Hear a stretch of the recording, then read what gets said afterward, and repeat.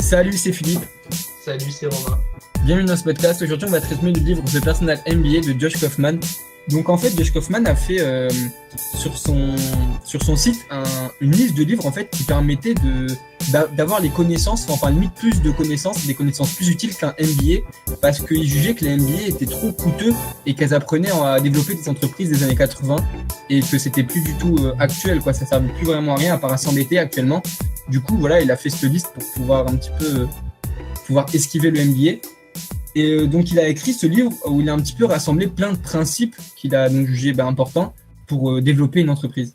Il a divisé son livre en 11 principes fondamentaux qu'on va vous résumer dans ce podcast. Donc, le premier, c'est la création de valeur.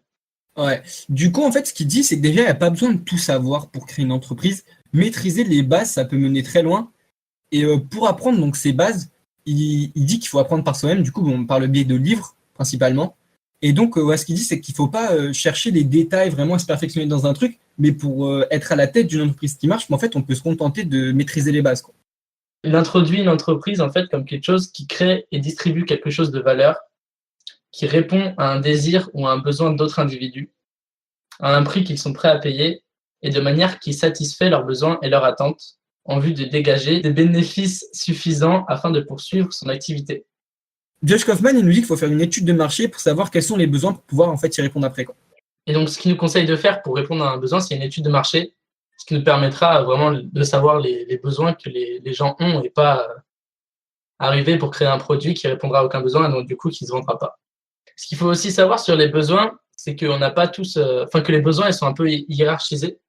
Et donc pour ça, il nous parle de la pyramide de Maslow. Donc je vais vous dire un petit peu l'ordre des besoins. Donc en premier, il y a le besoin physiologique. Donc c'est manger, boire et tout. Enfin, c'est de la survie en fait. En deuxième, il y a le besoin de sécurité. Donc se sentir en sécurité, ne pas avoir peur de mourir à tout moment, quoi. En troisième, il y a le besoin d'appartenance. Donc appartenir à un groupe, être aimé par les autres et tout. Il y a le besoin d'estime en quatrième. Donc c'est se sentir utile et avoir une identité. Et en dernier, il y a le besoin de s'accomplir, donc développer ses connaissances et avoir des valeurs. Et donc, du coup, ce qu'il nous dit, c'est que si on veut répondre à un besoin un petit peu urgent, parce que c'est toujours mieux de répondre à un besoin urgent, il faut s'attaquer aux besoins qui sont plus en bas de la pyramide, en fait. Parce que si les gens n'ont pas accompli leur troisième besoin dans la pyramide, ça ne servira à rien de vouloir répondre à leur cinquième besoin parce que ça ne sera pas leur priorité, quoi. Genre, s'ils ne répondent pas au début de la pyramide, c'est-à-dire manger et tout, ils ne pourront pas répondre. Ouais, voilà. Voilà, totalement. Genre, t'as un mec qui a pas à manger, il va pas se dire, tiens, je vais aller lire un livre pour me développer, quoi. Okay. Du coup, il nous parle des 12 formes de valeurs qu'on peut utiliser pour monétiser notre entreprise. Donc, la première, c'est le produit. Donc, voilà, créer un article qui soit physique ou virtuel. Le service, la ressource partagée, qui peut être, par exemple, une salle de musculation. C'est quelque chose qu'on va payer et que plusieurs personnes, en fait, vont venir utiliser plusieurs fois. L'abonnement, la revente, la location, la représentation commerciale. Donc, c'est le fait, en fait, de vendre un produit pour quelqu'un d'autre et toucher une commission. Donc, c'est l'affiliation, quoi. L'agrégation d'un public, donc en fait, c'est un petit peu ce que font les grosses marques sur Instagram. Elles vont chercher des personnes qui ont une communauté pour après leur proposer des placements de produits, donc c'est ça. L'emprunt, donc c'est tu vas prêter de l'argent à quelqu'un et cette personne va te rendre plus d'argent, avec donc ton argent plus une commission. L'option, donc c'est proposer une option supplémentaire sur quelque chose. L'assurance, le capital, donc le capital, c'est le fait d'acheter des actions dans une entreprise, en fait. Josh Kaufman nous parle de l'offre viable minimale. Donc, en fait, ça va être ton produit sous la forme vraiment où il est vraiment prêt à rentrer sur le marché, mais il n'est pas développé à fond, quoi. Et donc, ça peut être un prototype, par exemple, en fait. Et donc, pour représenter ça, il nous met une citation qui est « Si vous lancez la première version de votre produit sans en avoir honte, c'est que vous l'avez lancé trop tard. » Donc, c'est une citation de Reid Hoffman. Et ensuite, une fois que tu as fait ça, il faut que tu t'intéresses au feedback pour après vraiment améliorer ton produit. Pourquoi en fait ça évite de trop s'intéresser à un produit, de faire plein de choses dedans et de le sortir et qu'au final personne ne l'aime, quoi. Au moins si tu fais ça, tu vas travailler un petit peu, tu vas sortir ton produit même s'il n'est pas parfait et tu vois directement les réactions des gens. Si personne ne s'intéresse à lui, tu sauras qu'il n'est pas intéressant et qu'il faut passer à autre chose, quoi. Puis ça aussi, ça marche aussi sur Internet. Si tu veux créer un produit, tu as juste à faire une petite page de vente et tu regardes si les gens sont prêts à acheter le produit, quoi. Ouais, clairement. La deuxième partie, c'est le marketing. Donc, en fait, Josh Kaufman nous dit c'est bien de créer un produit, mais c'est encore mieux si on sait où on peut le trouver et qu'il existe, parce que si on sait pas qu'il existe, ça sert à rien, quoi. Tu pourras jamais le vendre. Et donc du coup, il est hyper important d'attirer l'attention des gens, mais pas de n'importe qui, seulement des gens qui seront intéressés. Donc on va pas faire de la pub pour un nouveau restaurant vegan dans une boucherie, par exemple. Et il faut que tu attires les prospects qui seront intéressants pour toi. Va pas essayer d'attirer les prospects que dès le début, tu vois, qui vont t'attirer des problèmes, qui vont te poser des questions chiantes et tout, parce que tu vas perdre beaucoup de temps sur ces personnes-là. Et ben voilà, c'est mauvais clients qu'il appelle. Enfin, il appelle ça les mauvais clients. Et donc voilà, il ne faut pas s'attarder là-dessus. Pour être sûr que ton marketing, tu seras sûr que ton marketing sera réussi si le client a l'impression que le produit a été créé pour lui vraiment. Et c'est ça l'impression que tu dois donner un maximum, à ton client en fait.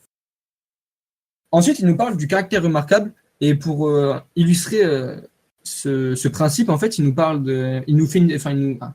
pour illustrer ce principe, il nous partage une citation qui est « La publicité, c'est le prix que vous payez pour ne pas être assez remarquable ». C'est une citation de Robert Stephens qui dit qu'en fait, le caractère remarquable, en fait, c'est que ton offre doit se différencier, on doit la reconnaître, on doit la retenir. Il faut qu'il y ait quelque chose qui va vraiment impacter la personne.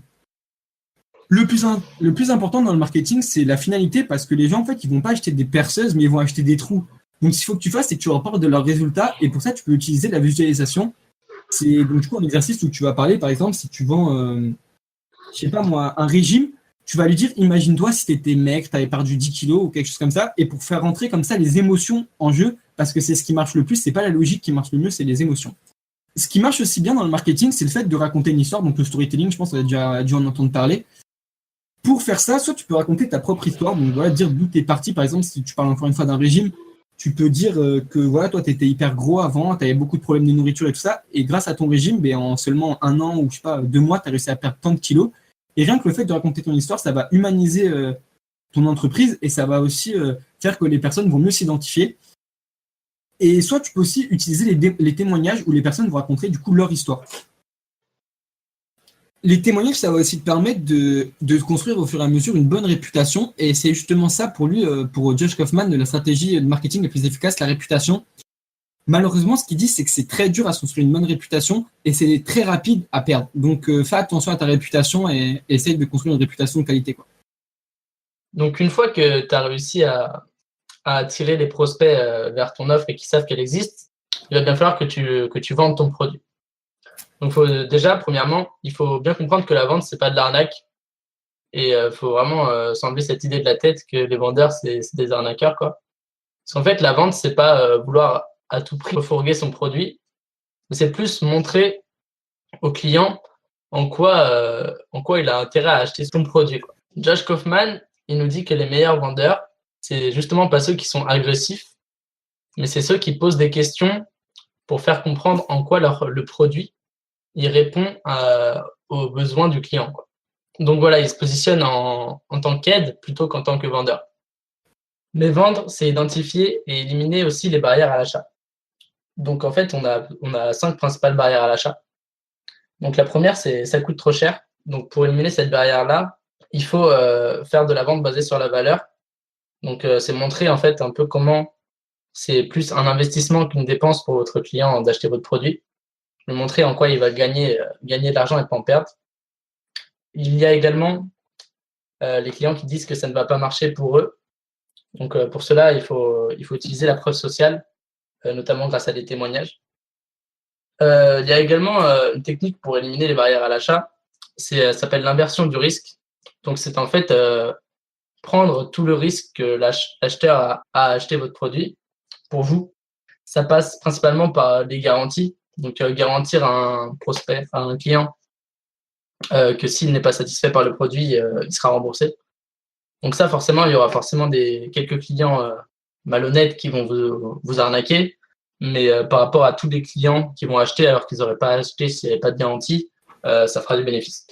Dans le livre, il y a aussi une petite astuce qui nous est révélée, c'est la réciprocité. En fait, les chercheurs et les vendeurs, ils se sont rendus compte d'un truc, c'est que la réciprocité, c'était pas proportionnel. Par exemple, quand on va acheter une voiture, le vendeur, souvent, il vous proposera un petit café ou un petit jus de fruits. En fait, c'est pas juste par simple sympathie, en fait. C'est qu'en fait, dans votre tête, vous allez avoir un sentiment de redevance qui va se développer. Et donc, du coup, vous allez plus être apte à acheter la voiture pour lui rendre un peu l'appareil, quoi. Mais pour vendre votre produit, vous allez devoir lui fixer un prix. Donc, pour faire cela, la technique la plus simple, c'est de regarder les prix de vos concurrents sur les mêmes produits que le vôtre et de vous aligner un petit peu dans la barre des prix. Mais il y a aussi quelque chose qui peut être intéressant, c'est d'augmenter les prix de manière significative afin d'attirer du coup les clients plus luxueux. Et même si vous aurez moins de ventes, vous aurez des ventes plus chères. Et du coup, ça vous positionnera un petit peu comme le leader du marché. Et c'est aussi un gage de qualité. Donc voilà, ce que vous pouvez faire, c'est augmenter les prix et puis voir si ça ne marche pas, bon, bah, les redescendre. Donc, la partie suivante, c'est délivrer de la valeur. Donc, le truc le plus important à faire, c'est satisfaire tes clients. Et même au-delà de ça, quand tes clients achètent, ils vont avoir certaines attentes qui seront déjà élevées et il faut que tu les dépasses, ces attentes. Il y a quelque chose qui est très important dans le fait que en fait, les gens vont se sentir plus en sécurité et vont avoir plus de facilité à acheter chez toi si tu es prévisible. C'est-à-dire, si tu vas acheter un produit sur Amazon et que tu l'as vu chez ton pote, tu sais que ça sera le même produit. Donc, les gens aiment savoir que la qualité, le temps que tu mettras à livrer si tu livres ton produit, en gros, que tous tes produits soient les mêmes, soient identiques. Et ça, c'est hyper important. Dans le fait que tes produits soient prévisibles, il y a quelque chose qui va rentrer en compte et qui est indispensable, c'est la duplication. Donc, tout ce qui est industriel, c'en est l'exemple parfait parce que c'est clairement ce qui est fait, quoi. Et aussi, par exemple, sur Amazon... non, qu'est-ce que je raconte d'Amazon? Okay. Quelque chose qui va te permettre que tes produits soient tout le temps les mêmes, donc prévisibles, c'est la duplication, c'est indispensable. Donc l'exemple, c'est par exemple tout ce qui est industriel, c'est tout le temps les mêmes produits. Je veux dire, si tu prends deux figurines, par exemple, qui sont censées être les mêmes et qui ont été fabriquées de façon industrielle, ça sera exactement les mêmes. Et ça va te permettre de distribuer plus de valeur parce que tu vas pouvoir les vendre à moins cher, tes produits, et tu pourras en vendre plus vu que ça sera beaucoup plus rapide. Donc la duplication, en fait, c'est le fait de pouvoir vendre des produits qui seront vraiment exactement les mêmes. Pour délivrer de la valeur, il faudra aussi que tu utilises l'accumulation. Donc, c'est des petits changements qui vont te faire arriver à de grands résultats. Ça a été surtout ça qui a fait le succès, par exemple, de Toyota, qui, en fait, dans sa chaîne de montage, a fait beaucoup de petits changements qui, au final, ont permis de lui faire rencontrer le succès qu'elle a aujourd'hui, cette entreprise. Et donc, ça, tu peux l'utiliser. Par exemple, si tu fais des produits en ligne, par exemple, et de faire tes formations au fur et à mesure avec le feedback des personnes, de améliorer petit à petit ton offre pour qu'elle soit, en fait, la meilleure. Et le dernier point pour délivrer de la valeur, c'est le multiplicateur de force. Donc en fait, c'est les outils dans lesquels tu vas investir. Donc si toi, par exemple, tu crées du contenu, ça peut être des logiciels, des micros, toutes les choses comme ça qui vont permettre en fait de faire du travail de bonne qualité. Et ça, c'est très important pour délivrer de la valeur de qualité, quoi. Ça veut rien dire. C'est hyper important pour délivrer de la valeur, quoi. Et une fois que tu as vendu ton produit, tu auras gagné de l'argent. Et de cet argent, il va falloir que tu apprennes à le gérer. Donc c'est là qu'intervient la finance. Donc la finance, c'est l'art et la science de comprendre les entrées et les sorties d'argent d'une entreprise. Donc il faut savoir dans la finance que ce qui est le plus important, c'est le profit. Parce qu'on peut avoir une grande rentrée d'argent, mais si tu fais rentrer beaucoup d'argent dans ton entreprise, mais que tu en dépenses encore plus, ça ne servira à rien. Donc du coup, le profit, c'est l'argent que tu vas conserver en fait. Et c'est vraiment ça qui sera important. Mais un truc qu'il faut bien comprendre, c'est que l'argent, c'est un outil et l'utilité dépend de ce que tu as l'intention de faire avec. Donc, pour t'illustrer un peu ça, je vais te raconter une histoire. Donc, en fait, c'est l'histoire d'un chef d'entreprise très reconnu qui prend des vacances dans un petit village et il croise un pêcheur qui revient de la pêche et donc, du coup, il s'ensuit un dialogue. Donc, je vais vous le faire. Donc, le chef d'entreprise commence en disant « Combien de temps avez-vous mis pour capturer ces poissons ?»« Oh, pas très longtemps. Pourquoi ne restez pas vous plus longtemps au large pour pêcher davantage de poissons ? J'en ai suffisamment pour nourrir ma famille. Mais que faites-vous le reste du temps ? Je me lève tard, je pêche un peu, je joue avec mes enfants, fais la sieste avec ma femme et me promène tous les soirs dans le village où je bois un petit verre de vin en jouant de la guitare avec mes amis. J'ai une vie bien remplie. » Donc là, le dirigeant, il est complètement sidéré et du coup, il lui répond je suis diplômé d'un MBA de Harvard et je peux vous aider. Vous devriez passer plus de temps à pêcher. Avec l'argent supplémentaire, vous pourriez vous acheter un bateau plus grand. Un bateau plus grand vous permettrait de pêcher plus de poissons, ce qui vous fait des revenus plus importants et vous permettrait d'acheter plusieurs bateaux et vous finirez propriétaire d'une flotte entière. Au lieu de vendre votre prise à un intermédiaire, vous pourriez la vendre directement aux clients, ce qui améliore votre marge. Plus tard, vous pourriez ouvrir votre propre usine et vous contrôleriez la production, la transformation et la distribution. Bien sûr, vous seriez obligé de quitter ce village, de vous installer en ville pour y diriger votre activité en pleine expansion. Donc là, le pêcheur, il resta silencieux un moment et il lui demanda mais combien de temps je vais mettre pour faire tout ça?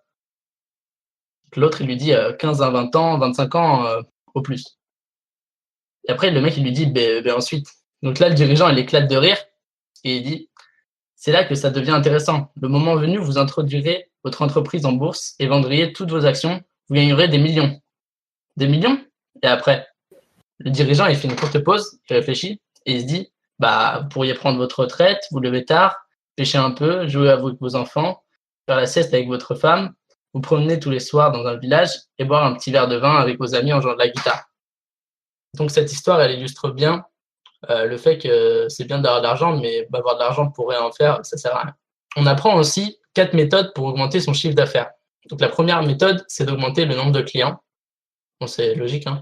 La deuxième, c'est augmenter le panier moyen des clients, donc leur faire acheter plus de choses quand ils viennent acheter chez vous. La troisième, c'est d'augmenter la fréquence d'achat des clients, donc les faire venir plus souvent. Et la quatrième, c'est d'augmenter vos prix. Voilà, c'est les 4 seules méthodes pour augmenter son chiffre d'affaires. Mais il faut faire attention de prendre les bons clients. Parce que comme Philippe l'a dit en début de ce podcast, il y a des clients qui vont être vraiment mauvais et qui vont prendre tout votre temps. En fait, ils vont pas arrêter de vous poser des questions, ils vont réclamer des choses. Et vous perdrez plus de temps à répondre à ces clients qu'à vous concentrer pour avoir des nouveaux clients qui vous rapporteraient plus d'argent. Donc la dernière chose que j'aimerais vous parler sur la finance, c'est qu'il faut faire attention aux coûts irrécupérables. En fait, c'est l'argent que vous perdez à continuer à faire une activité ou une action, alors qu'en fait, vous savez très bien, mais vous n'arrêtez pas, que ça vous fait perdre de l'argent. Par exemple, si vous êtes constructeur d'immeubles et que vous commencez à construire un immeuble, mais que les fondations sont très mauvaises, continuer à construire l'immeuble, ça va vous faire perdre de l'argent parce qu'au final, personne ne pourra habiter dans l'immeuble vu qu'il pourra s'écrouler. Donc voilà, c'est dur à faire, hein, mais il faut se rendre compte des actions qui nous font perdre de l'argent ou perdre du temps et les éliminer, même si c'est dur à avouer. Donc là, on va se pencher un peu plus sur l'esprit humain parce que c'est quelque chose qui va rentrer en compte dans votre entreprise vu que voilà, les entreprises sont régies par des humains, quoi. La première chose dont il nous parle, c'est le syndrome de l'homme des cavernes. Parce qu'en fait, il n'y a pas si longtemps que ça, on avait vraiment une vie, voilà, pas du tout comme on a aujourd'hui, mais d'homme des cavernes, c'est la logique. C'est-à-dire, on chassait, on faisait plein de choses qu'on ne fait plus maintenant. Maintenant, on est toute la journée devant des écrans. Et en fait, personne n'est adapté au métier qu'on fait aujourd'hui. Et c'est pour ça qu'en fait, il faut faire attention aux maladies que ça peut développer, que ça soit le diabète, l'obésité, toutes ces choses-là. Par rapport au syndrome de l'homme des cavernes, il nous parle aussi de la paresse, qui est en fait quelque chose que souvent, voilà, on se dit, c'est chiant, je suis paresseux, j'arrive pas à faire ce que je veux parce que j'ai tout le temps la flemme et tout. En fait, c'est normal parce que c'est aussi quelque chose qu'on a gardé, parce que si avant, on pouvait ne pas courir pendant des mètres et garder notre énergie pour après s'enfuir si on avait un problème, que quelque chose venait nous attaquer, par exemple, c'était plus intéressant de le faire. Donc c'est aussi pour ça que la paresse est restée et c'est pas quelque chose duquel il faut se culpabiliser, quoi. Donc pour toutes ces choses-là, tout ce qui est lié aux maladies, qu'il faut faire attention et prendre soin de vous pour pouvoir faire après du bon travail. Donc pour ça, il conseille pour avoir de l'énergie et être en bonne santé, avoir une alimentation convenable, faire l'exercice, bien se reposer. Et aussi, il nous parle de la méditation pour pouvoir prendre du recul en fait sur vos idées et pour continuer vers la destination sur laquelle vous souhaitez aller, quoi. Ensuite, il nous parle du niveau de référence. Donc là, ça n'a plus rien à voir avec le fait de prendre soin de soi, mais pour que vous puissiez comprendre, je vais vous expliquer un fait. Avant un record du monde qui a été battu en 1954, courir 1000 mètres en moins de 4 minutes, c'était considéré comme physiquement impossible. Et donc, en 1954, il y a un coureur qui l'a fait. Et donc, en 1957, c'est-à-dire seulement 3 ans plus tard, il y a 16 coureurs qui l'ont fait. Donc, le niveau de référence, en fait, c'est ce qu'on juge possible. Et ce qu'on peut appréhender et ce qui rentre dans dans les choses qu'on va comprendre, en fait. Qu'on va considérer comme qui existent, en fait. Et donc, du coup, par rapport à ça, en fait, il y a un autre fait qu'on expérimente tous, c'est la réorganisation. En fait, la réorganisation, c'est quand une perception va sortir de notre niveau de référence et qu'on ne sait pas comment faire pour la ramener sous notre contrôle. On va se mettre à faire plein de choses qu'on n'aurait pas l'habitude de faire. Donc, une des réorganisations les plus connues, entre guillemets, c'est la crise de la cinquantaine ou de la quarantaine. Et en fait, on va essayer de faire plein de choses un peu bizarres qu'on n'aurait pas l'habitude de faire et on va l'impression d'être perdu en fait. Et il dit, Josh Kaufman, qu'il faut pas s'énerver et pas l'accepter. Mais en fait, il faut l'accepter, c'est juste qu'on a plus de connaissances qui vont entrer, qu'on va accumuler plus de connaissances en fait. Et donc, c'est juste une phase pour s'améliorer et aller vers l'évolution, quoi. Quand vous allez vivre une réorganisation, donc voilà, comme je vous l'ai dit, il faut pas, faut vous dire que c'est quelque chose qui va vous apporter des connaissances et ça va vous permettre de créer plus de modèles mentaux. Donc un modèle mental du coup, c'est le fait de connaître en fait, de savoir ce qui va se passer dans une situation. Donc par exemple, si je vous dis de vous couper, vous n'allez pas le faire parce que ça vous est déjà arrivé de vous couper, vous savez que c'est pas quelque chose d'agréable, quoi. Donc du coup, vous avez un modèle mental comme quoi se couper, c'est pas agréable, il faut pas le faire, quoi, en gros. Donc je pense pas que j'ai très très bien expliqué parce que c'est assez complexe, mais bon, je pense que vous allez comprendre du coup. Et donc Josh Kaufman nous dit que la meilleure chose pour prendre des décisions rapidement et des bonnes décisions, c'est d'avoir beaucoup de modèles mentaux. Et pour ça, il n'y a pas de secret, il faut avoir d'expérience en fait. Donc voilà, en fait, faites les choses et plus vous allez les faire et plus vous saurez quelle décision prendre et qu'est-ce qui va être bien ou pas bien, quoi. Il nous parle aussi de la structure directrice. Donc par rapport à ton environnement, ça va être le fait en fait que par exemple si tu veux perdre du poids et que tu n'as que des hamburgers chez toi ou des trucs, de la malbouffe, et ben ton environnement va faire que tu vas continuer à manger mal, quoi. Et donc du coup, ce qu'il nous dit, c'est que si par exemple tu as un hamburger chez toi et de la salade, tu vas devoir faire, et que tu veux perdre du poids, tu vas devoir faire une inhibition pour, en fait, ça veut dire faire un choix, donc en gros qui est difficile pour prendre la salade plutôt que l'hamburger, quoi. Et donc en fait, ce qu'il te conseille de faire, c'est qu'au lieu de faire des inhibitions, ça va te prendre beaucoup de ton énergie, parce qu'en fait, de volonté, pardon, parce qu'en fait, il faut savoir que la volonté, elle est, on va dire entre guillemets une jauge de volonté qui s'épuise très rapidement. Et au lieu de l'utiliser pour chaque inhibition, du coup, donc situation sur laquelle il faut vraiment avoir de la volonté pour la prendre, et ben plutôt seulement changer ton environnement. Si tu n'as que des trucs qui sont simples pour la santé, quand tu seras chez toi et que tu as faim, tu vas pas être tenté de manger un truc qui est pas bien. Tu n'auras que des trucs bons pour la santé chez toi, donc tu seras obligé de manger quelque chose qui est bon pour la santé. Donc ça va te permettre d'économiser beaucoup de volonté et du coup de prendre des décisions qui seront plus importantes pour ton entreprise. Voilà. Donc après, on revient aussi sur la version à la perte. Donc Romain nous a déjà un peu parlé de ça. C'est que voilà, on a plus tendance à se focaliser sur ce qu'on peut perdre que ce qu'on peut gagner. Donc voilà, faut proposer, par exemple, si on ramène ça au monde de l'entreprise, faites des garanties. Donc voilà, tu l'as déjà dit, je ne vais pas trop m'attarder là-dessus. Le dernier point que j'ai relevé de ce chapitre, c'est le fait de cultiver des associations mentales. C'est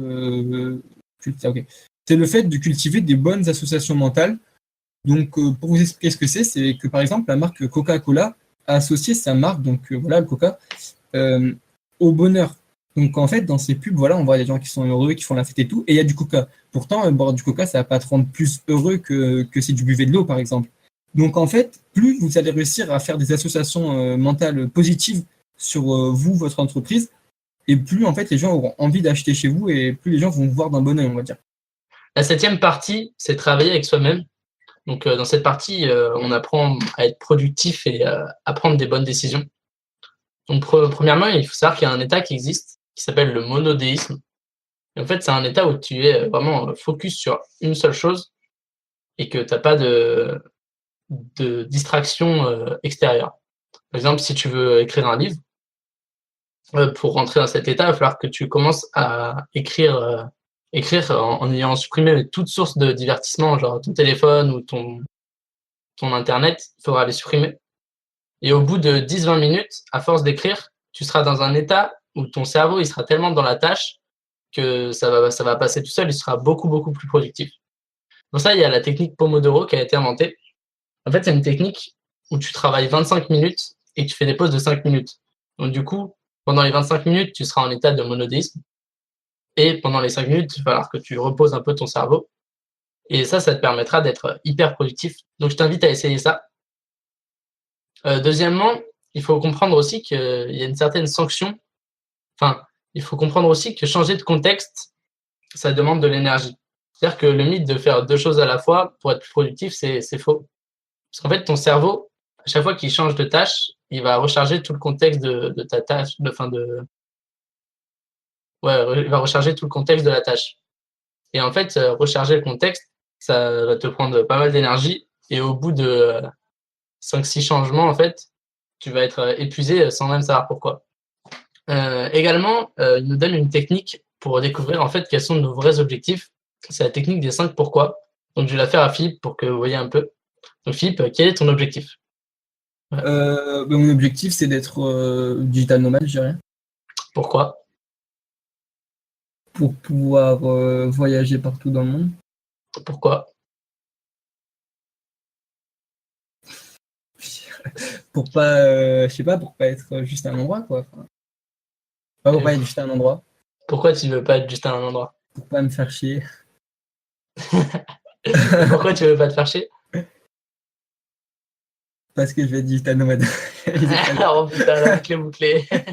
Voilà, en gros, logiquement, là, d'après les 5 pourquoi, en fait, ça serait pour pas te faire chier. Parce que tu veux pas dire. Enfin, tu vois, le pourquoi tu veux pas te faire chier, c'est juste parce que tu veux pas te faire chier. Et donc, en fait, c'est ça ton objectif profond, on va dire. C'est de faire des choses pour pas te faire chier. Et en fait, cette technique, elle te permet de voir qu'est-ce que tu pourrais faire autrement pour justement pas te faire chier. Tu vois, il y a sûrement d'autres solutions que être digital nomade, même si c'est ce que tu veux, je sais bien. Donc voilà, ça permet de voir quels sont tes vrais objectifs. J'avoue que je l'avais pas essayé quand j'avais lu le livre récemment. C'est bien. Ah ouais, tu te sentais mal, pourquoi? Regarde, j'ai l'impression que je me suis violé un petit peu.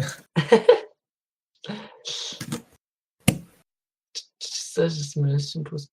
Putain, mais franchement, tu vas être courageux le jour où tu vas monter ça, mon pote. Hein. Ah gros, je vais être trop fort. Ah, mais tu vas monter ce soir, du coup, vu que je serai pas là, non? Ce soir? Bah Ce ouais. soir, je fais un barbecue. Aïe.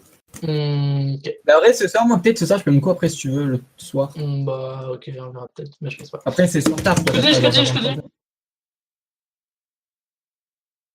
dis. Également. Tu m'as agressé comme ça, là. Je savais pas continuer, bâtard. Vas-y. Ouais, il existe aussi il existe aussi une loi, c'est la loi de Parkinson, qui permet d'être plus productif. Je suis un gamin. En fait, cette loi, elle dit que si on a une tâche à accomplir pour dans 1 an, elle sera accomplie pile dans 1 an. Et si on a une tâche à accomplir dans 2 semaines, elle sera accomplie pile dans 2 semaines. Même si on doit faire des concessions, elle sera accomplie dans 2 semaines. Donc du coup, en fait, la loi de Parkinson, elle nous dit de se fixer des délais courts afin d'être plus productif et de ne pas procrastiner. Je trouve que t'as un peu mal expliqué, par contre. Un peu mal expliqué? Je trouve que la deuxième partie était bien, mais dire ouais, c'est un truc que tu vas faire dans 1 an, ça sera fait pour dans 1 an. Alors, dis juste la loi de Parkinson, c'est le fait qu'en fait, si tu as un objectif que tu pourrais faire en 1 semaine, mais qu'au final, tu testes 1 mois, mais tu vas pas la faire en 1 semaine, mais en 1 mois. C'est vrai qu'il faut se fixer des. Enfin, tu vois, j'aurais dit ça plutôt. Ok, vas-y. Il y a aussi donc une loi qui permet d'être plus productif, c'est la loi de Parkinson. En fait, cette loi, elle nous dit que si tu as un objectif que tu pourrais faire en 1 semaine, mais que tu dois le faire dans 1 mois.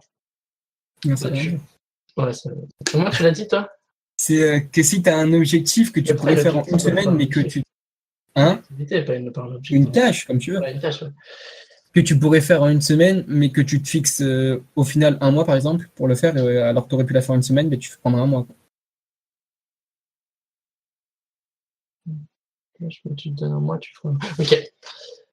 Donc, il existe aussi une loi qui s'appelle la loi de Parkinson qui nous dit que si tu as une tâche à faire pour dans 1 mois, mais que tu pourrais la faire en 1 semaine, mais que tu dois la faire pour dans 1 mois, en fait, tu la feras en 1 mois.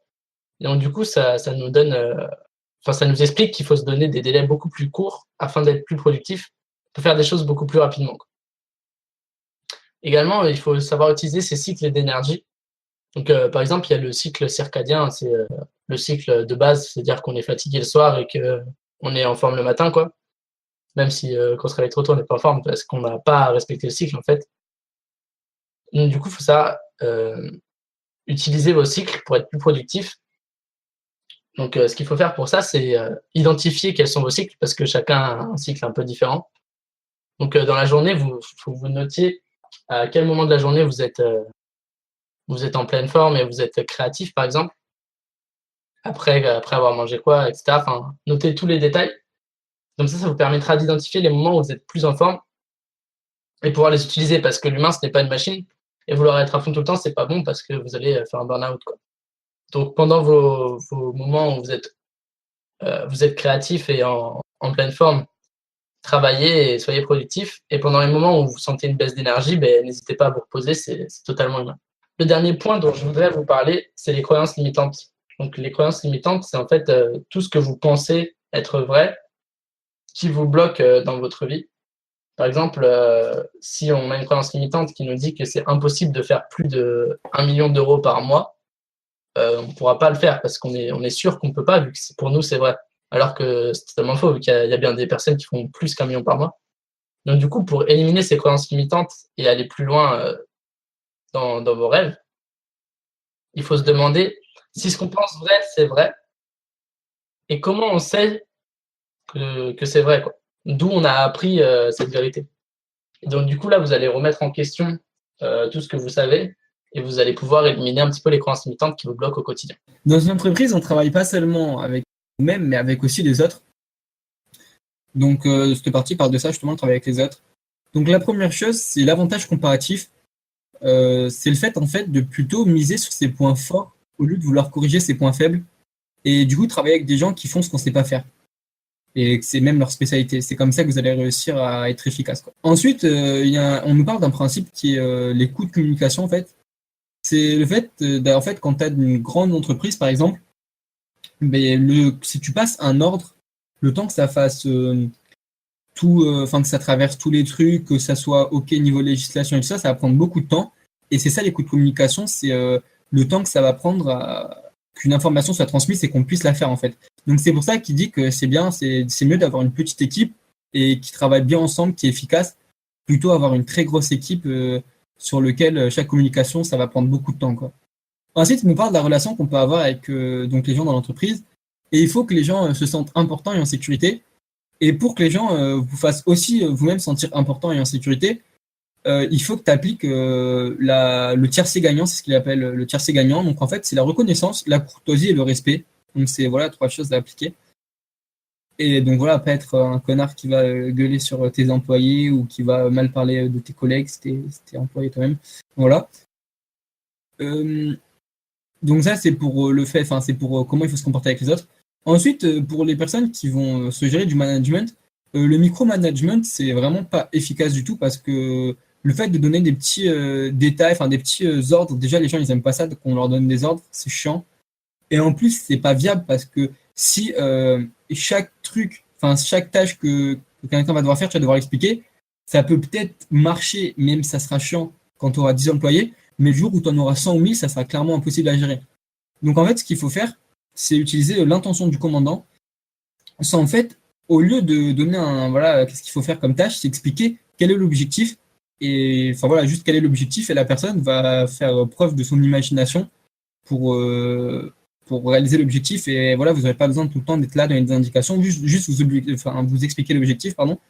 Et limite, ça peut être plus efficace parce que la personne peut penser à des choses que vous n'aurez pas forcément vues. Après, dans tout ce qui touche au management, il y a aussi quelque chose qui s'appelle l'apathie du spectateur. C'est le fait que, par exemple, si vous allez dans une salle avec plein d'employés qui font le même poste et que vous allez dire, OK, il faudra faire ça, et que vous ne donnez pas... en fait, il est possible que cette tâche soit jamais faite parce que si vous ne dites pas à qui exactement le faire, en fait, il y a tout le monde qui va se dire que quelqu'un d'autre va le faire. C'est pour ça qu'il faut demander... il faut poser l'ordre ou de dire l'objectif, du coup, comme on a vu avant, clairement à quelqu'un en lui fixant un délai et pas dire ouais, il faudra faire ça, parce que sinon personne ne va le faire. Il faut se méfier aussi de quelque chose qui s'appelle l'illusion du planning, qui est le fait qu'on sous-estime le temps dont on va avoir besoin pour effectuer une tâche. Et parce qu'en fait, on imagine mal les contretemps qui vont arriver et la plupart du temps, même tout le temps, quoi, à quelques exceptions près, ce que vous allez prévoir quelque chose et en fait, vous allez le faire toujours plus tard au final, parce que vous aurez eu des contretemps que vous n'avez pas prévus. Du coup, ce qu'il dit, c'est qu'il faut quand même utiliser des plans, c'est quand même quelque chose qui est utile. Mais ce qu'il faut faire, c'est pas en être dépendant et fixer des heures vraiment trop précises. Il faut vous fixer des choses à faire dans la semaine ou le mois, ou comme vous voudrez. Mais pas non plus que ça soit trop précis, sinon après vous allez juste dépasser et ça va plus être chiant qu'autre chose, quoi. Pour continuer sur le management, on a l'effet Pygmalion, qui est le fait d'avoir des attentes élevées. Comme ça, donc les autres, donc souvent ça sera les personnes qui sont en dessous de vous dans le niveau hiérarchique, ne voudront pas vous décevoir. Donc comme ça va booster leurs résultats. Et donc même s'ils ne voudront pas vous décevoir, ça peut arriver qu'ils fassent une faute Et il faut faire attention à ne pas faire une erreur d'attribution qui est le fait, en fait, de se dire si quelqu'un, donc la personne à qui vous avez délégué une tâche, l'a fait mal ou l'a fait pas, vous allez vous dire c'est de sa faute. Alors que si vous, ça vous serait arrivé, vous auriez directement vu que c'était de la faute de raisons extérieures. Bon, pas forcément tout le temps, mais souvent. Et en fait, ça peut aussi arriver aux autres et ça, on se le dit pas forcément. Donc, c'est pour ça, quand il y a un problème de ce style, au lieu de mettre directement la faute sur la personne et peut-être la virer ou voilà, s'en prendre à elle, alors que c'est peut-être pas la bonne chose à faire parce que c'est peut-être pas de sa faute. Donc, renseignez-vous sur l'origine de cette erreur pour savoir si c'est vraiment de la faute de la personne ou si ça vient de facteurs extérieurs, ce qui est fortement possible. Deux derniers principes qui touchent encore au management, qui est tout d'abord le fait de se concentrer plus sur les solutions que sur les problèmes pour trouver. Enfin voilà, ça va vous permettre de gérer mieux les situations. Et donc la dernière chose, c'est de baser le recrutement sur les résultats. C'est-à-dire qu'en fait, ils proposent au lieu de regarder voilà, sur le CV ou de faire des entretiens d'embauche, c'est de faire un groupe de personnes qui sont intéressées et qui vous intéressent et de leur proposer une mission pour voir vraiment qu'est-ce qu'ils vont faire dans une vraie situation. Comme ça va vous permettre de voir directement leurs compétences en fait. Et pas des trucs qui peut-être ont eu dans le passé mais qui sont plus actuels maintenant. Donc comme ça va vous permettre de mieux recruter les personnes d'après lui. Ensuite, il nous parle de la preuve sociale. Donc c'est le fait que si quelque chose, et par exemple des vidéos YouTube, quand il y a beaucoup de vues et beaucoup de likes, souvent on va se dire c'est bien parce qu'il y a besoin de gens qui aiment, du coup c'est qu'il y a une raison. Donc c'est ça, et du coup il faut que vous essayiez de mettre ça à votre avantage, donc par le biais de témoignages par exemple, comme on a vu tout à l'heure, ça peut aussi vous servir à ça. La preuve sociale, c'est un outil aussi qui va vous permettre de développer votre autorité. Donc pour faire cela, vous pouvez aussi, donc par exemple, soit quelque chose qui est très très efficace en fait, c'est s'accaparer, on va dire, l'autorité d'autres personnes. Donc pour ça, on peut par exemple, imaginons que vous allez faire une pub pour une brosse à dents, par exemple.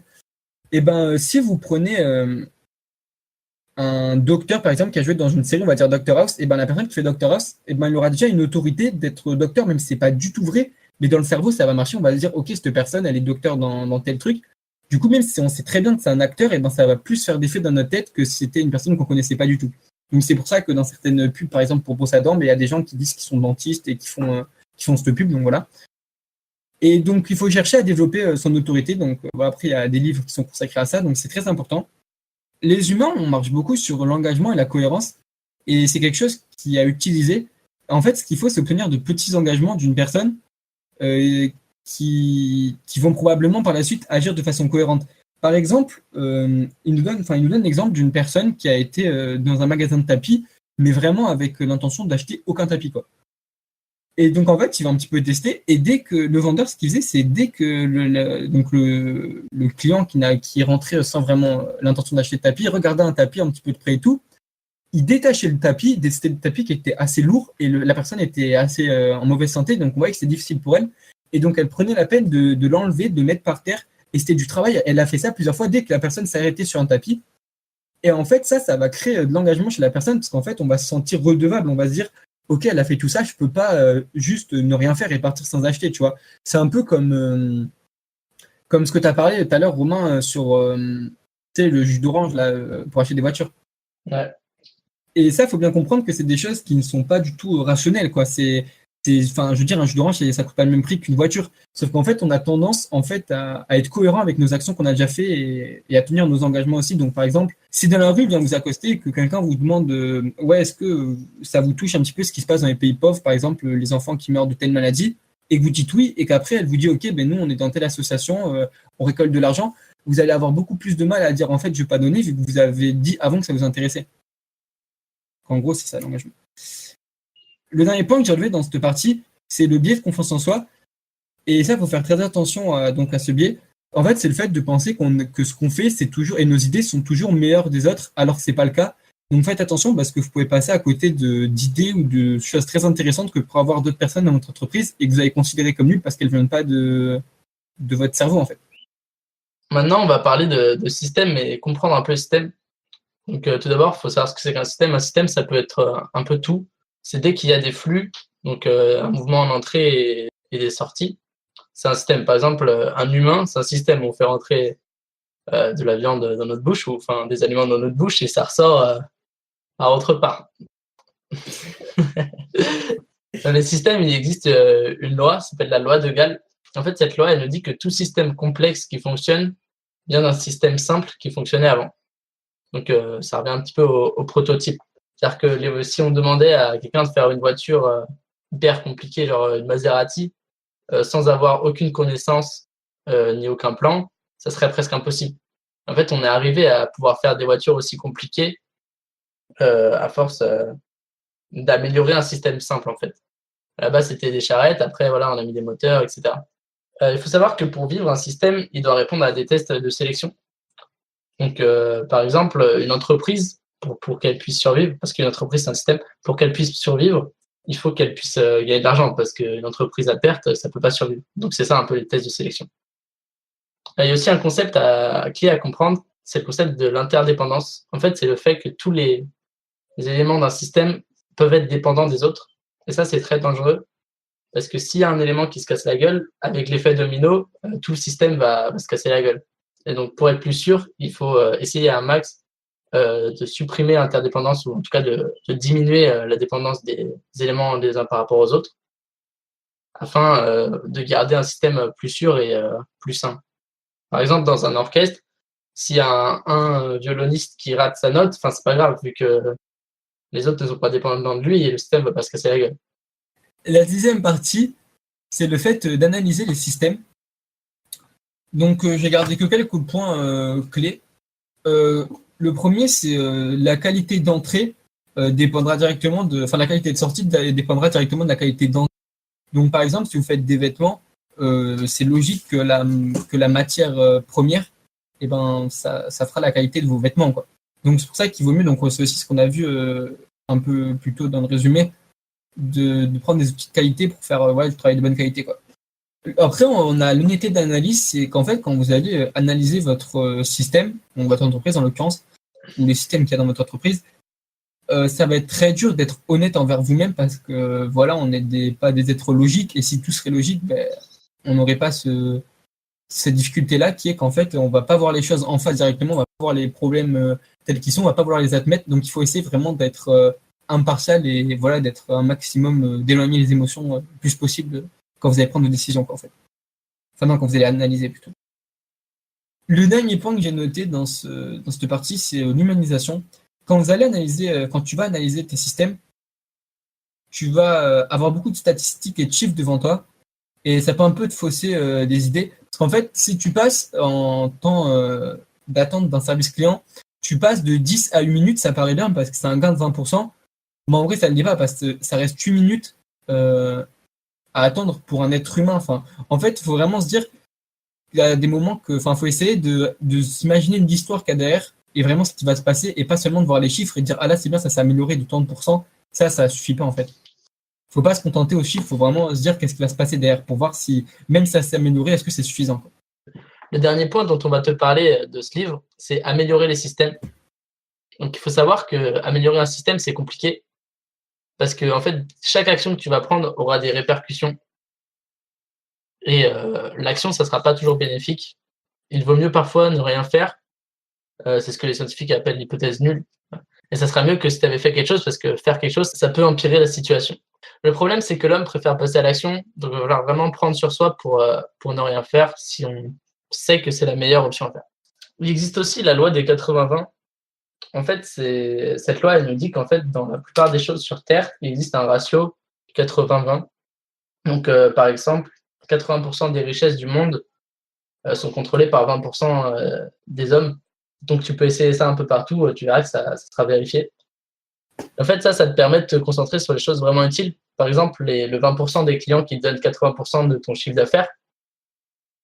Et donc, du coup, d'être plus productif dans ton entreprise.